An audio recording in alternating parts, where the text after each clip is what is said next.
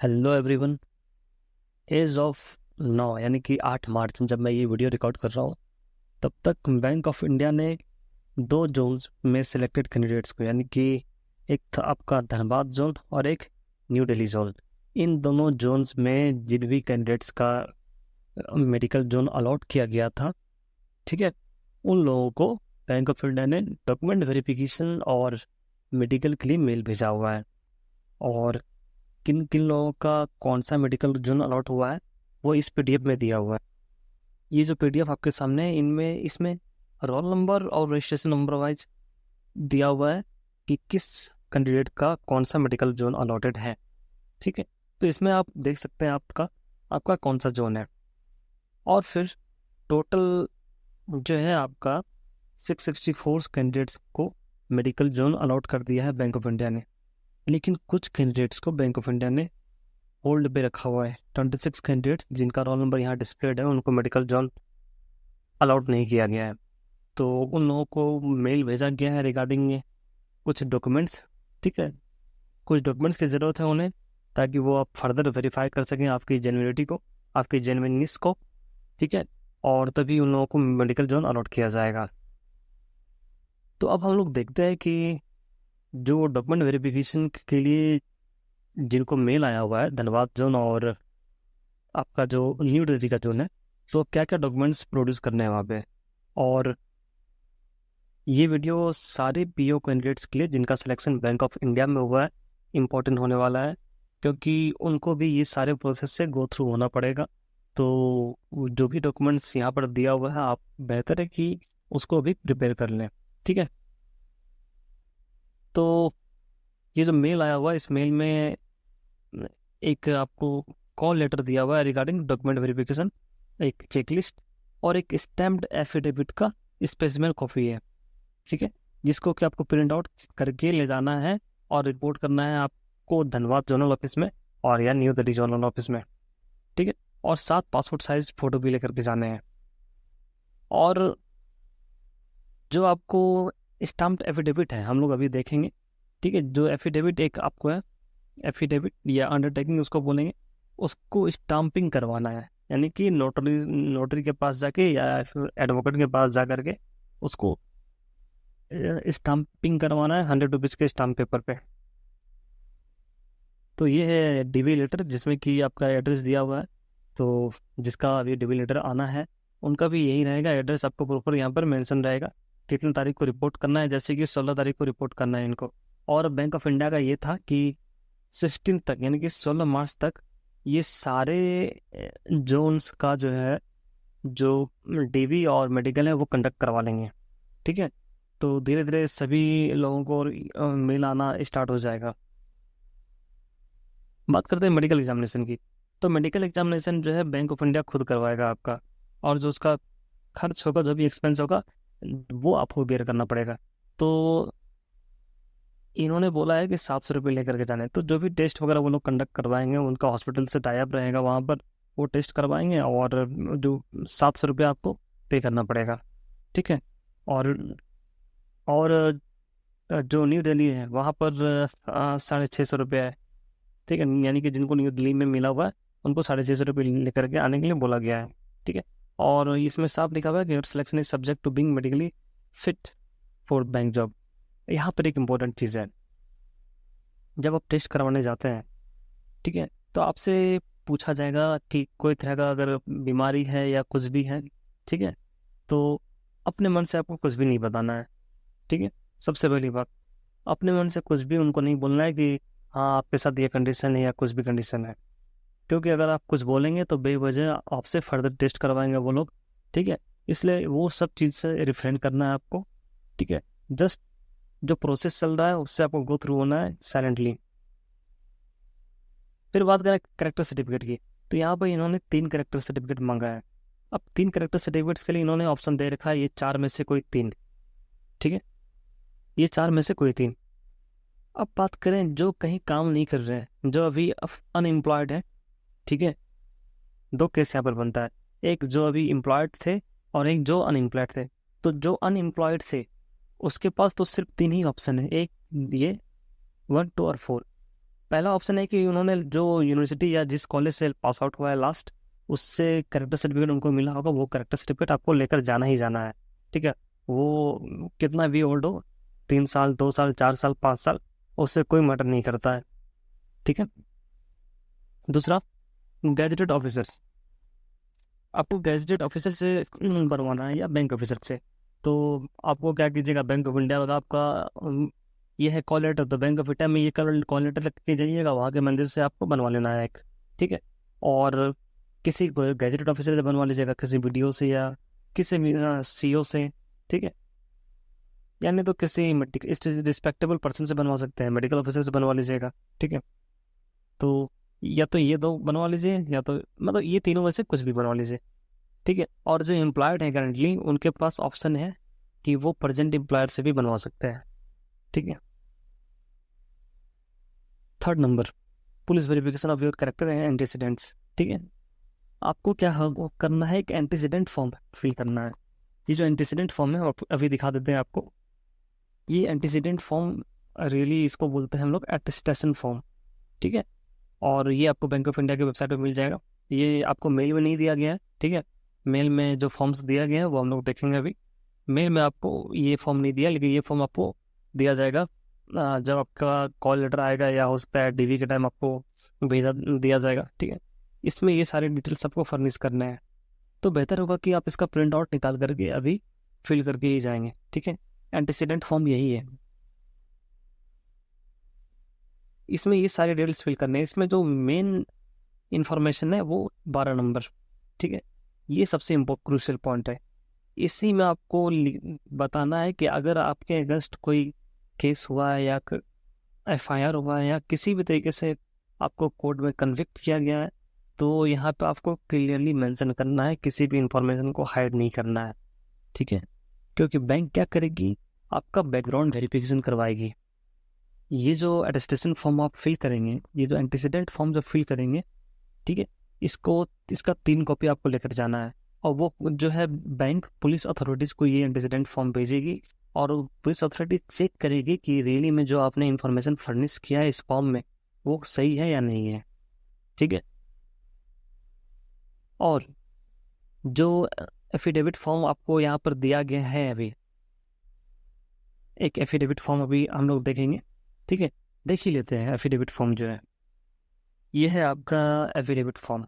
इसको आपको क्या करना है, सिंपली ये लेकर के जाना है आपको एडवोकेट के पास, और उसको बोलना है कि आपको 100 रुपीज़ के स्टाम्प पेपर पे 100 रुपीज़ के स्टाम्प पेपर पे ये एफिडेविट आपको बनवाना है।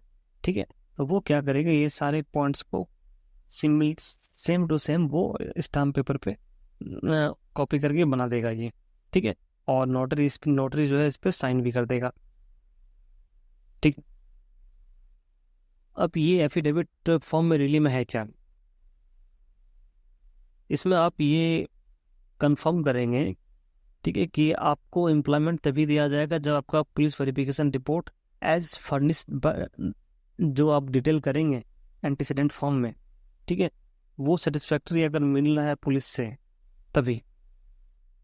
और आप डिक्लेयर कर रहे हैं कि किसी भी तरीके का आपके अगेंस्ट कोई क्रिमिनल केस वगैरह पेंडिंग नहीं है, ना कभी क्रिमिनल केस हुआ था। ठीक है। और अगर फर्दर वेरिफिकेशन में अगर पाया जाता है कि आपके अगेंस्ट किसी भी तरीके का कन्विक्शन लगा हुआ है, तो आपको टर्मिनेट कर दिया जाएगा।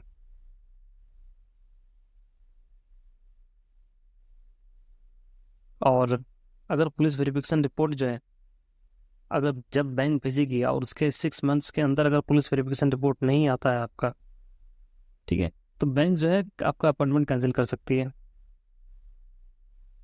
तो बस इसमें इतना ही चीज़ लिखा हुआ है। तो ये तो बात होगी पुलिस वेरिफिकेशन की। ठीक है। तो सिर्फ पुलिस वेरिफिकेशन अलोन ही आपके बैंक में जो जॉब होगा उसके कन्फर्मेशन को गारंटी नहीं करता। ठीक है। इसमें एक और चीज़ लिखा हुआ है कि also subject to qualifying in assessment process of the bank including separate written online test conducted prior to confirmation. यानी कि जब आप यूजुअली 2 साल का प्रोबेशन होता है, तो जब प्रोबेशन एंड होना होता है, तो बैंक्स जो है, most of the banks test conduct करवाती है। यानी कि आपको क्लासरूम ट्रेनिंग के दौरान जो भी पढ़ाया जाएगा और आपके प्रैक्टिकल एक्सपीरियंस जो एक्सपोजर मिलेगा ब्रांचेस में, उसके अकॉर्डिंग आपका जो टेस्ट कंडक्ट करवाया जाएगा, उस टेस्ट में भी आपको पास करना है, ठीक है। Only then you will be you will be confirmed in the bank. अब बात आती है कि आपको डॉक्यूमेंट्स क्या क्या लेकर के जाने हैं। तो आपकी एजुकेशन से रिलेटेड सारे डॉक्यूमेंट्स आपको लेकर के जाने हैं, ठीक है। जैसे कि आप लोग देख सकते हैं यहाँ पर, और इसमें एक इम्पोर्टेंट चीज़ है कि कंप्यूटर कोर्स, यानी कि कंप्यूटर कोर्स से रिलेटेड भी अब देख लेते हैं हम लोग, ठीक है।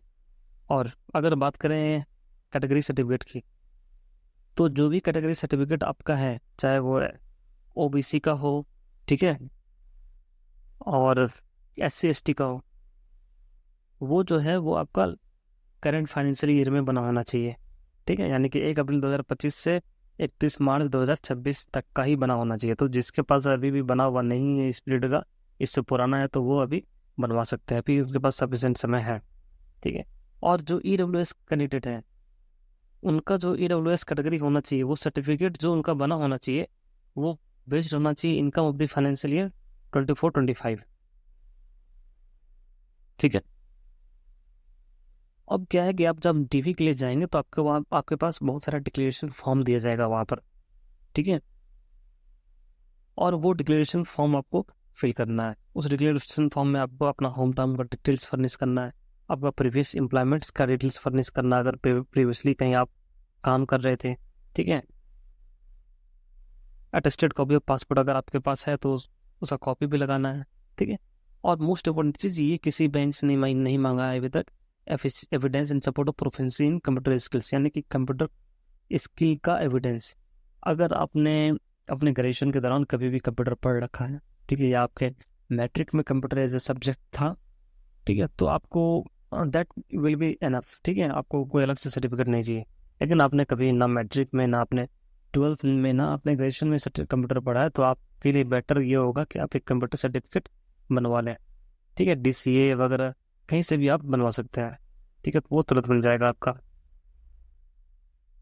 फिर पासपोर्ट साइज फोटोग्राफ और identity proof, Aadhaar card, PAN card, date of birth जो है, date of birth certificate, class 10th का जो मार्कशीट है, दैट विल बी सफिशिएंट, ठीक।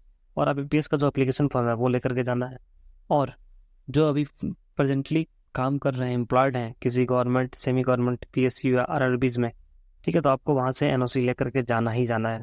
NOC के लिए तो आप अपने अप्लाई किया ही होगा फॉर्म फिलअप करने के पहले।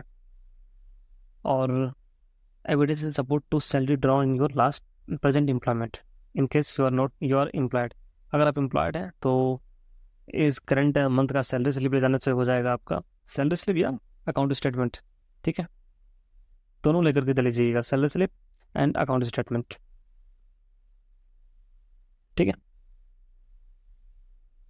अब आते हैं बात यहाँ पे रेफरी की। ये रेफरी क्या है, ठीक है।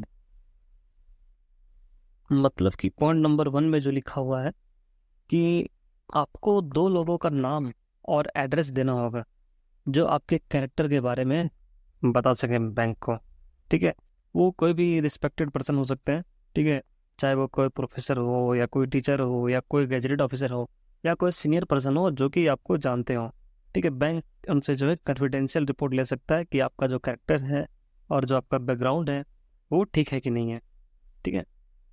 सेकंड पॉइंट ये दिया हुआ है कि अगर आप प्रीवियसली किसी ऑर्गेनाइजेशन में काम कर रहे थे तो बैंक जो है आपके प्रीवियस एम्प्लॉयर से भी रिपोर्ट ले सकता है, यानी कि आपका जो वर्क बिहेवियर है, डिसिप्लिन, या आपके अगेंस्ट कोई कंप्लेंट तो नहीं थी, तो उस केस में आपको जो है प्रीवियस एम्प्लॉयर का कंप्लीट नेम, डिटेल्स सब कुछ देना होगा, ठीक है। वो डिक्लेरेशन फॉर्म दिया जाएगा आपको वहाँ पर।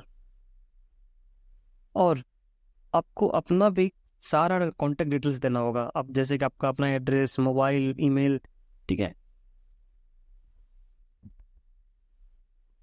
और जब आपका डॉक्यूमेंट वेरिफिकेशन और मेडिकल वगैरह सब कुछ सक्सेसफुल हो जाएगा तभी आपको जो है अपॉइंटमेंट लेटर इशू किया जाएगा। तो ये जो है ये अपॉइंटमेंट लेटर नहीं है, ये सिंपली एक कॉल लेटर है regarding DV, call letter for DV and medical. अब हम देखेंगे जो आपको डीवी का कॉल लेटर आया था उसके साथ मेल में एक और डॉक्यूमेंट अटैच्ड है, वो है चेकलिस्ट। तो ये जो डॉक्यूमेंट, ये जो फाइल या जो फॉर्मेट आप देख रहे हैं, इसको आपको फिल नहीं करना है। ये है जो आपका डीवी करेंगे ऑफिसर, वो ये फॉर्मेट फिल करेंगे। ठीक है, ये आपको बस इसलिए दिया गया है ताकि आप एक गो थ्रू हो सकें कि ये जो क्राइटेरिया है वो आप उसको फुलफिल कर रहे हैं कि नहीं कर रहे हैं। अगर इनमें से एक भी क्राइटेरिया अगर आप फुलफिल नहीं करेंगे तो आपका जो अपॉइंटमेंट है वो होल्ड कर दिया जाएगा। ठीक है, जैसे कि डीवी ऑफिसर के पास आप गए, जो डीवी करेंगे आपका डॉक्यूमेंट्स लेकर के, उन्होंने आपका डॉक्यूमेंट देखा, उन्होंने देखा कि आइडेंटिटी प्रूफ है कि नहीं आपके पास, तो पैन कार्ड है कि नहीं है, आधार कार्ड है कि नहीं है, तो वो यहाँ पर यस लिख देंगे, नहीं है तो नो लिख देंगे। फिर आपने एजुकेशनल क्वालिफिकेशन का डॉक्यूमेंट दिया, वो देखेंगे कि ये है, यस, ये मार्कशीट है, यस, ये है डॉक्यूमेंट, यस। मार्कशीट नहीं, अगर क्रॉस कर दिया तो जब वो फाइनली फॉरवर्ड होगा एचआर डिपार्टमेंट को ये अपॉइंटमेंट लेटर, तो उस टाइम आपको होल्ड कर दिया जाएगा अपॉइंटमेंट। ठीक है, तो ये सारा पॉइंट्स आप देख लीजिएगा, गो थ्रू हो जाइएगा कि आप सेटिस्फाई कर रहे हैं कि नहीं। सब सपोज आपका ग्रेजुएशन का रिजल्ट वो 21 जुलाई से पहले का होना चाहिए। ठीक है, अगर उसके बाद का होगा तो ऑब्वियस सी बात है, यू आर नॉट एलिजिबल, तो आपको डीवी से आपको वापस कर दिया जाएगा, आपका जो कैंडिडेचर है दैट विल बी कैंसल्ड। ठीक है, और ये सारा पॉइंट्स आपको अच्छे से देखना है। ठीक है, और जो कास्ट सर्टिफिकेट है वो इशूड आपका 1 अप्रैल 2025 के बाद का है कि नहीं है, और ये जो 31 मार्च तब तक का होना चाहिए। ठीक है, और ये है, सॉरी, 1 अप्रैल के बाद का होना चाहिए, और till the date of interview, यानी कि जो पीओ का इंटरव्यू तो हुआ था उसके पहले का इशू होना चाहिए, उसके बाद का इशू नहीं होना चाहिए। ठीक है, अगर बाद का इशू है तो फिर दिक्कत हो सकता है आपके लिए। और जो ईडब्ल्यूएस के लिए मैंने पहले भी बताया था, उसका जो इनकम और एसेट सर्टिफिकेट है वो बेस्ड होना चाहिए 24-25 के फाइनेंशियल ईयर पर। फिर पुलिस वेरिफिकेशन रिपोर्ट, उसका जो एंटीसीडेंट फॉर्म है, ठीक है, वो भेजेगा आपका पुलिस अथॉरिटीज़ को, वहाँ से आपका पुलिस वेरिफिकेशन रिपोर्ट आएगा, और पुलिस वेरिफिकेशन रिपोर्ट ऑब्टेंड जब होगा वहाँ पर डेट लिखेगा। ठीक है, तो ये सारा कुछ ये इंटरनल प्रोसेस है आपका। और फिर जो बैंक का जो डॉक्टर है वो मेडिकल फिटनेस सर्टिफिकेट पे लिख कर देगा फिट और अनफिट।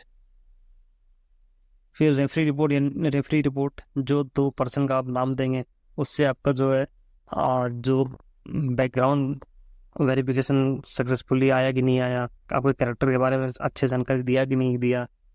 ठीक है, और बस यही है आपका।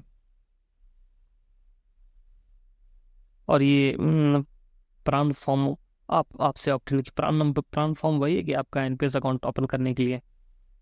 ठीक है, तो जब ऑफर लेटर आएगा आप लोगों का, फाइनल ऑफर लेटर, तो उसमें बहुत सारा चीज़ लिखा रहेगा, प्रोबेशन वगैरह, प्राण नंबर क्या करना है। ठीक है, उसमें हम लोग डिटेल में एक्सप्लेन करेंगे। तो इस वीडियो को इतना ही रखते हैं। आई होप कि इससे कुछ आपको इन्फॉर्मेशन मिलेगा। ठीक है, अगर किसी तरह का क्वेरी होगा तो कमेंट में कमेंट कीजिएगा, और वीडियो को चैनल लाइक कीजिए, चैनल को सब्सक्राइब कीजिए जरूर से जरूर।